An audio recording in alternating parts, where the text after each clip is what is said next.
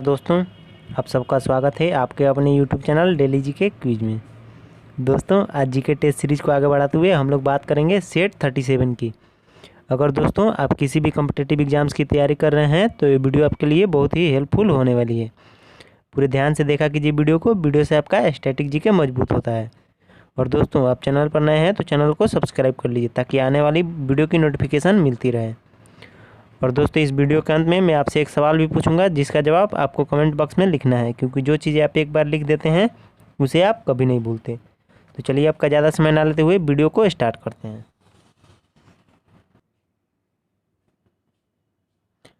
आज का पहला प्रश्न है, बेदरा के युद्ध में अंग्रेजों ने किसकी शक्ति को कुचल डाला? Whose power was crushed by the British in the battle of Bedara? तो कुचला गया डचों को। चलते हैं अगले प्रश्न की ओर। अगला प्रश्न है, भारतीय संविधान अपनाया गया था। भारतीय संविधान अपनाया गया 26 नवंबर 1949 को। चलते हैं अगले प्रश्न की ओर। अगला प्रश्न है, निम्नलिखित में से कौन सा देश आधुनिक लोकतंत्र की स्थापना करने वाला पहला देश था? Which of the following countries was the first country to establish modern democracy? तो देश था अमेरिका। चलते हैं अगले प्रश्न की ओर। अगला प्रश्न है, अंग्रेजों ने श्रीरंगपट्टनम की संधि किसके साथ की थी? With whom did the British treaty of Srirangapatnam? तो वो की थी टीपू सुल्तान के साथ। चलते हैं अगले प्रश्न की ओर। अगला प्रश्न है, प्लासी के युद्ध में सिराजुद्दौला के साथ विश्वासघात करने वाले दो व्यक्ति कौन थे? Who were the two men who betrayed Sirajuddaulah in the battle of Plassey? तो वो थे मीर जाफर तथा राय दुर्लभ। चलते हैं अगले प्रश्न की ओर। अगला प्रश्न है, निम्नलिखित में से प्रथम भारतीय राज्य कौन सा था जिसने लॉर्ड वेलेस्ली की सहायक संधि पर हस्ताक्षर किए? Which of the following was the first Indian state to sign the treaty of Lord Wellesley? तो वो था हैदराबाद। चलते हैं अगले प्रश्न की ओर।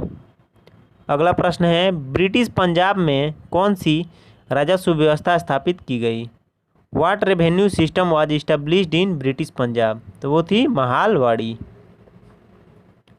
चलते हैं अगले प्रश्न की ओर। अगला प्रश्न है, संविधान सभा ने राष्ट्रगान कब अपनाया? When did the constituent assembly adopt the national anthem? तो वो 24 जनवरी को अपनाया था, 24 जनवरी 1950 को। चलते हैं अगले प्रश्न की ओर। अगला प्रश्न है, निम्नलिखित में से कौन सा एक इंग्लिश ईस्ट इंडिया कंपनी द्वारा लाई गई भू राजस्व नीति से संबंध रखता है? Which one of the following is related to the land revenue policy brought by the English East India company? वो थी महालवाड़ी बंदोबस्त। चलते हैं अगले प्रश्न की ओर। अगला प्रश्न है, सिंधु घाटी स्थल कालीबंगन किस प्रदेश में है? In which state is the Indus valley site Kalibangan? तो कालीबंगन जो है राजस्थान में है। चलते हैं अगले प्रश्न की ओर। अगला प्रश्न है, निम्नलिखित में से कौन सा हड़प्पा कालीन स्थल गुजरात में था? Which of the following Harappan site was in Gujarat? तो वो था लोथल। चलते हैं अगले प्रश्न की ओर। अगला प्रश्न है, ऋग्वैदिक आर्यों का मुख्य व्यवसाय क्या था? What was the main occupation of the Rigvedic Aryans? वो था पशुपालन। चलते हैं अगले प्रश्न की ओर। अगला प्रश्न है, आदि काव्य की संज्ञा किसे दी जाती है? To whom is the known Adi Kavya retain? तो वो दी जाती है रामायण को। चलते हैं अगले प्रश्न की ओर। अगला प्रश्न है, पाचन प्रक्रम में किससे सहायता मिलती है?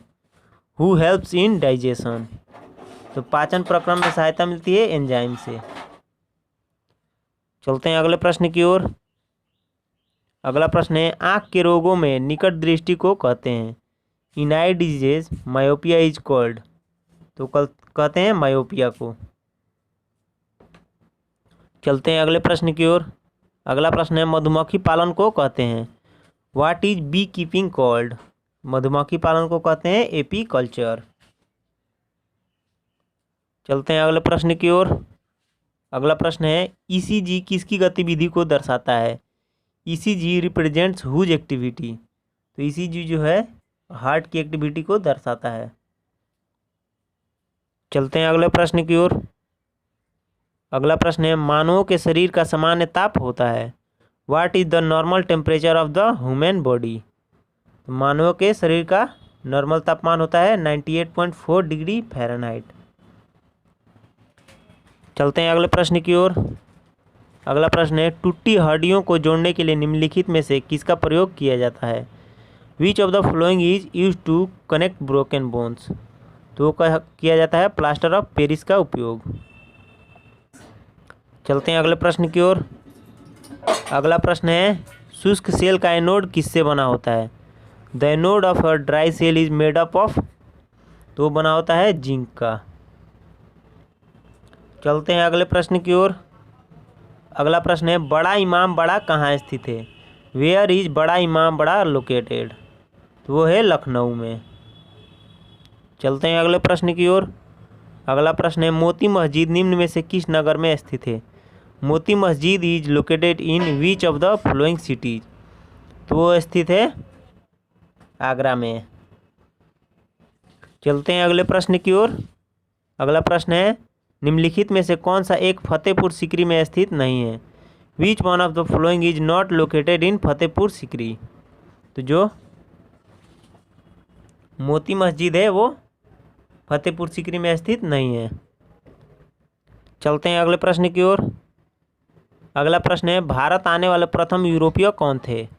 Who was the first European to visit India? वो थे पुर्तगाली। चलते हैं अगले प्रश्न की ओर। अगला प्रश्न है भारत में मुगल साम्राज्य का संस्थापक कौन था? Who was the founder of Mughal empire in India? तो वो था बाबर। चलते हैं अगले प्रश्न की ओर। अगला प्रश्न है अकबर के समय मुगल साम्राज्य की पश्चिमोत्तर सीमा क्या थी? What was the northern border of the Mughal empire during Akbar? तो वो थी हिंदू कुश। चलते हैं अगले प्रश्न की ओर। अगला प्रश्न है मुगल काल में किया गया महाभारत का फारसी अनुवाद किस नाम से जाना जाता है? By what name is the Persian translation of Mahabharata done during the Mughal period? तो वो कहा जाता है रजनामा। चलते हैं अगले प्रश्न की ओर। अगला प्रश्न है शिवाजी ने कितनी बार सूरत को लूटा? How many times did Shivaji रोब सूरत? तो शिवाजी ने सूरत को 2 बार लूटा था। चलते हैं अगले प्रश्न की ओर। अगला प्रश्न है निम्नलिखित में से किस शासक ने जजिया समाप्त किया था? तो अकबर ने जो है जजिया समाप्त किया था। और आज का अंतिम प्रश्न जिसका जवाब आपको कमेंट बॉक्स में लिखना है वो है ताजमहल के अंदर के उद्यान को के रूप में जाना जाता है? The gardens inside the Taj Mahal are known as कोके। तो वो जाना जाता है। आपको कमेंट बॉक्स में इसका आंसर लिखना है। आशा करते हैं दोस्तों आपको वीडियो पसंद आया होगा। अगर आपको वीडियो पसंद आया है तो like comment share and subscribe करना ना भूलें। Thank you.